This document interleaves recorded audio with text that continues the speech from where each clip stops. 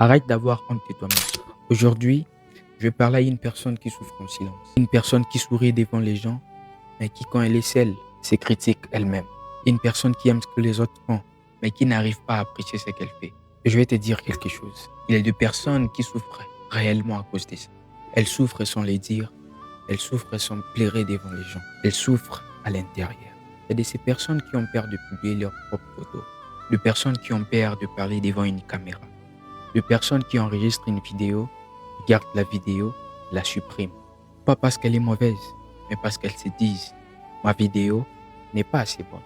Mon visage n'est pas assez beau. Les gens vont rire. Les autres sont meilleurs que moi. » Et petit à petit, elles deviennent spectatrices de leur propre vie. Elles regardent les autres créer, elles regardent les autres avancer, elles regardent les autres réussir, pendant qu'elles restent bloquées. Écoute-moi bien, tu n'es pas né pour applaudir uniquement la vie des autres.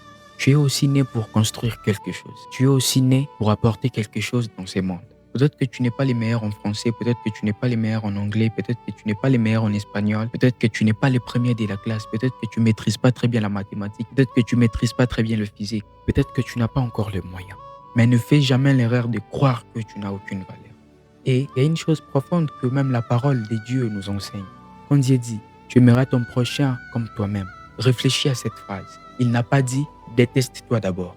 Non, il dit « comme toi-même ». Parce qu'il considère quelque chose, que toi aussi tu as une valeur, que toi aussi tu mérites de l'amour.